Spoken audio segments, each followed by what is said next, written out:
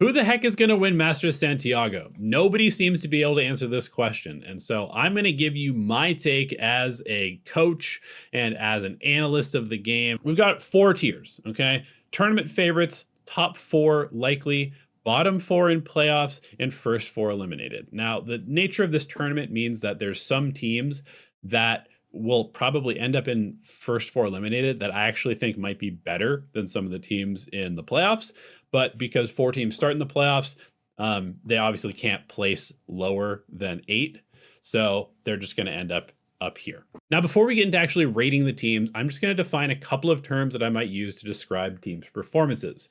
The first one is map strength rating, and basically this is a custom statistic and metric that I worked with Gemini to create, which is essentially taking all of the data and averages of each player's performance on a team and then kind of putting that all together into one neat little score, which is then applied to each map in the map pool and their overall performance on all maps. Basically, we've got a spreadsheet with the average performance of all the players on each team for each of the maps. We've got all the player averages, and we have the overall team performance. This is all of their maps, all their games put together, and we'll maybe reference this from time to time as we go through the tier list. Let's start with EDG. Now, EDG snuck in the 3rd seed in China, and honestly, they didn't look very impressive to me when I watched them play. They had some hero moments, of course, as they always do, but they don't really seem to stand out in any particular way other than Kong's first duels and potentially their corrode. If we actually go to their map strength rating, they have by far the lowest one. They rank quite low on most of the maps. Their average sort of player strength is also quite low, and they just end up in the bottom 4 of essentially every single metric that I was looking at when rating these teams. So EDG, pretty easy, throw them into the first 4 eliminated. Unfortunately, I don't think they're going to win any of their games. And you know what? Let's just start with China in general. We'll go region by region for this. So let's move on to AG. Now, AG is a team that I was sort of impressed with during kickoff. I know a lot of people think that this team is terrible and they kind of lucked their way in. And I think there is a bit of credence to that.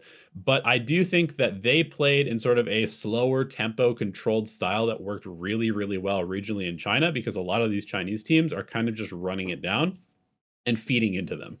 So that definitely inflated some of the AG players' stats. It gave them a lot of opportunities to kind of win hero rounds as well.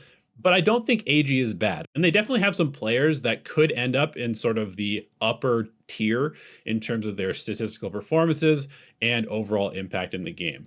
And we can actually see that AG ends up with a pretty high rank in the map strength.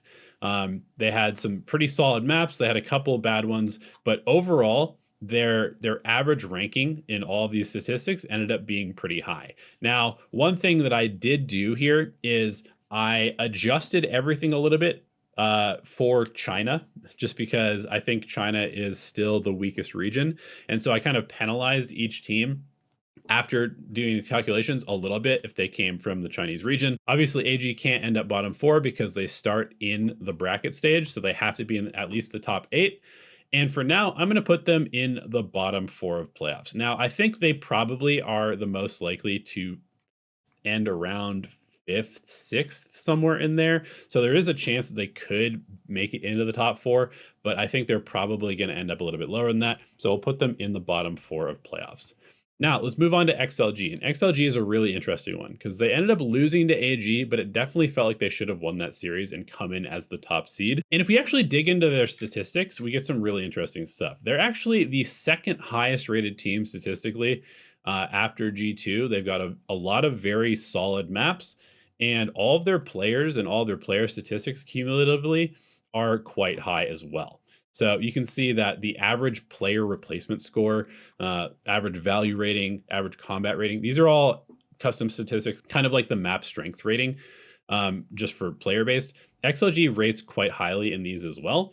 And I just think that they are probably a little bit inflated because of playing in the Chinese region, but this is actually one of my dark horse teams to potentially go into the top 3. And I don't know if I can say that they will maybe win the tournament, but I do think they're going to be up there pretty highly. I think they're going to have a good performance. I think they might kind of be that Chinese team that really breaks out a little bit this year. And so I'm going to put them in top four likely. Okay, let's move on to EMEA. And unfortunately for Liquid, I think they are kind of on the lower end of teams as well. Statistically, they're just barely above EDG. And this is a team that is very, very inconsistent in their performances. And yes, they were kind of on a high towards the end of kickoff, but you just never really know. They probably will be better than they were at kickoff, but I think in a tournament as stacked as this, being inconsistent is going to be probably, grounds for elimination. And so, unfortunately for Liquid, I'm going to have to throw them into the first four eliminated down here with EDG. Now, let's move on to Gentlemates. And Gentlemates were one of the most exciting teams to watch during kickoff. Gentlemates statistically were pretty good. They're kind of in the middle of the pack, and they have certainly the firepower to compete with a lot of these teams. I think the one interesting thing that makes it a little bit hard to rate Mates is just that some of their ability to win games almost felt a little bit magic. They were a team that just would make the right call, the right read at the right time. And that's something that is like basically impossible to quantify statistically. So, with that being said, I kind of have to do a little bit more of a vibes check with this team. I think that there is actually a decent chance that they make it through the Swiss stage. And I think I'm going to put them. Ooh, I kind of want to put them in top four likely, but I think that might be a little bit too high. However, I'm going to throw them there for now, and we might come back and move them around. Okay, BBL. Now, BBL is sort of like the hot topic team in EMEA. They play this wildly aggressive style. It's a bunch of young Turkish kids who just want to run around and shoot. And I think they kind of took the region by storm. EMEA is a region not known for a ton of just totally insane aggressive plays. And I think that this team really kind of caught the region off guard. Now, I don't think that that's going to apply to the international scene. Like, if you look at a lot of these teams, I mean, Paper X, T1, these teams have won tournaments playing a crazy style. And then you've got a bunch of teams that are good at dealing with those crazy styles as well and have been exposed to them quite a bit. So I think this is actually going to be maybe the team that I look to fall off the most in terms of where people think they're going to be and where I think they're going to be. Statistically, they end up ranking quite low on their overall map strength rating. And then just their individual sort of average of the strength of their maps, their overall player strength is fairly low. Plus, just I have this sort of feeling that this is a team that they're so confident that they have never really experienced losing. And I just don't think they're going to make it through this tournament without losing. And I'm very curious to see how they handle it. So I'm actually going to put this team in the bottom four of playoffs. I'm going to put them ahead of AG, but I think this is a team that could, get a team coming out of the Swiss stage that is warmed up and ready to go, that counters their play style, knocks them to the lower bracket, and that causes them to lose some confidence or potentially run into yet another team that sort of knows how to handle their play style. There is potential for this team to just steamroll the tournament like they did their own region. It seems pretty unlikely to me. And so I'm a little bit worried about their inexperience on the big stage. All right, let's move on to the Americas region. And we are going to start by talking about NRG.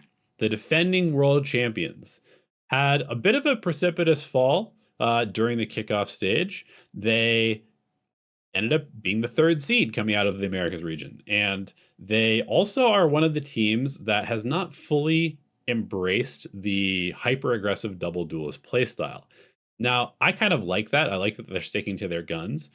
But how do they rank statistically? And the answer is that they're okay. They're okay. They have some decent maps. They've got a couple of good maps, and then they've got some weaker maps as well. This is a team that wins a lot by sort of out fundamentaling teams, especially in the Americas region. I feel like they win because they're just a bit smarter. They play situations just a little bit better. They're a little bit nerdier than some of these other teams. And I think that when you're in a stacked field of teams that can potentially just outshoot you 1-to-1 across the entire board, that is a little bit dangerous. You can't always just rely on brains. After all, this is a shooting game. And so I think Energy are a team that is potentially at risk of being eliminated in the first Swiss stage. I took a bunch of different ratings and wanted to see how often teams appear in the bottom of each, like the bottom 4, the bottom 6 of each of these statistics. And Energy shows up in 3 out of 5. EDG shows up in 5 out of 5, Liquid 4 out of 5. You can see Energy I'm going to throw in the first 4 eliminated. Now, that might be a little bit of a hot take. We might move this around, but I'm going to put that there for now. Okay, let's move on to G2. G2 is a very interesting team. They came into kickoff, and honestly, they looked pretty bad in their first series. But then they came back the next week with a completely different style of play and looked incredibly dominant.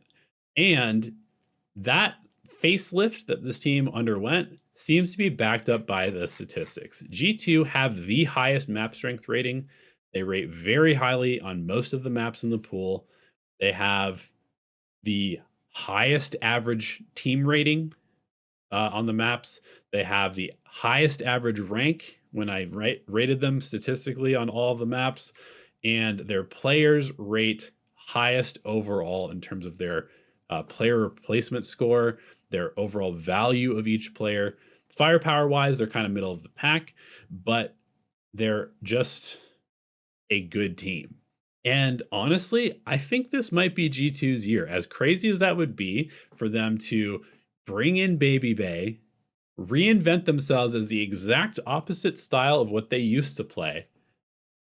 I think there's sort of a confluence of events here that is making me want to put them as the tournament favorite. And that might not even be a hot take. I think people are pretty high on this team. More recently, it's been PaperX that's been dominating G2, but now we've got a different G2. We've got a totally different relationship here. And so I'm going to go ahead and throw G2 as our first tournament favorite. Okay, and potentially the biggest surprise of the season. It's almost hard to say because there were so many surprises, but I think probably the biggest surprise of the season has been Furia. Furia was the worst team probably in the world last year and maybe even the year before that. And this year, they are the #1 seed in the Americas region. So where does that leave them on the tier list? This is a team that's a little bit hard to rate. They have a pretty good map pool. They're kind of middle of the pack. They've got some average ratings just kind of across the board. And realistically, I think that this is a team that is going to finish fairly averagely. I think this is a team that maybe would benefit from getting a couple more matches on stage. This might be maybe the #1 team that I think is going to potentially struggle starting in the upper bracket. But also, it's a team that I think can lean on their teamwork to get the job done. However, I do think that they are going to be a little bit out firepowered at this tournament. This is a team that had, I think, probably the 2 highest rated duelists in terms of their first kill conversion ratio. And I just don't think that's going to happen at the international level. And first kill conversion is one of the highest correlations with success for a team. And so if Furia takes a even sort of moderate drop in their ability to get those first kills, which I think that they will, I think their success may kind of spiral from there. Now, obviously, they will start in the playoffs, so they can't be, in the first 4 eliminated. And I don't even think that they are a bottom 4 team either. But I am a little bit worried about them potentially just being outskilled at this highest level of competition. So I'm going to put them in the bottom 4 of playoffs. I think they will be better than AG. I think they may even be able to upset some of the better teams that I think will place higher. But I think that Furia is most likely to just run into a little bit of a wall here. But that being said, they could be sort of a dark horse team that maybe makes it into the top 3. Let's move on to the Pacific region. And the Pacific region has some heavy hitters. Let's start with PaperX. The PaperX have had a very weird season. This is a team that has really been carried this season by Forsaken. Forsaken has been unbelievable, and the rest of the players on the team have been just kind of average. Now moving into the international level, this is sort of where a lot of these guys do tend to step up. So there is certainly a chance where we get a bit of a Paper X run. But if we look at this more objectively, statistically, Paper X are one of the weaker teams at this tournament. I think a huge part of this has been that something has really been sort of non-existent in their game plan this year. He was, arguably the best player in the world in 2025, but this year he's been one of the lowest rated players in the region. I do think that it's pretty likely that he will have a bit of a bounce back, but it's hard to say if that's going to be enough because this is a team that is just a bit inconsistent. And honestly, I think I'm going to put them in the bottom four. I know this might be a crazy hot take to have Energy, Paper X in the first four eliminated, but statistically, that is what I'm seeing. And vibes wise, I kind of feel like it might be correct. T1 for me is a real super team. That word gets thrown around a lot, but this is a team that has been built to win championships. They went out and they got the best Korean IGL. They've assembled, just top tier talent at every position. And they've kind of put like the best players from a lot of the former best teams together into one 5-man group. And they started off a little bit slow at the beginning of kickoff, but I feel like they've kind of started to ramp into their style and ramp into their identity a bit more. And that makes them scary. Now, bias aside, how do they rank statistically? Well, the answer is that they are pretty good. Top 5 by average map strength rating. And then they've got some pretty good maps. They've got some okay maps. And then they've got like one maybe pretty bad map. Individually, they're pretty high up there firepower wise, value wise. I think the big thing for me with this team is that Izu has been a huge standout. And I think if he can continue his high level of performance, they have a very good chance of showing us a rematch of Bangkok from 2025. And so I'm actually going to go ahead and put T1 in the tournament favorites. Nongshim Red Force, the number 1 seed in Pacific, is a very fun team to watch. People thought that Paper X was crazy aggressive. People think that BBL is crazy aggressive. Nongshim may be the most explosive team at the tournament. They have a very unique style. They really lean into what they're good at. And so far, that's worked quite well for them in the Pacific region. Statistically, where does Nongshim rank? Well, they rank just a little bit above T1. Nongshim are a team that I'm a little bit worried about because this is their first international, but they're also a team that was relegated and immediately bounced back and dominated Ascension to re-ascend. So they've kind of been through the trenches together. They made one move in the offseason, bringing in Xros, who was the hottest prospect in the Korean tier 2 scene. And he's slotted in really well for this team. He's had some incredibly good performances, even though he's had to learn other roles than his previous role, which in tier 2 was basically just playing Yoru. And now he's playing Smokes and he's playing Recon primarily for this team. I think I'm going to put them in top 4 likely, with potential to make it into the grand finals. I'm just going to have my 2 sort of grand finals teams and then teams that I think will potentially make it into the top 4. And then we've got our bottom 4 teams in playoffs, except we don't actually have 4. So let's go ahead and bring mates down here. So these are sort of my top 4 teams. These are my bottom 4 teams in playoffs. These are my first 4 eliminated. Let me know whether you agree or disagree in the comments, and we'll see you very soon for another video.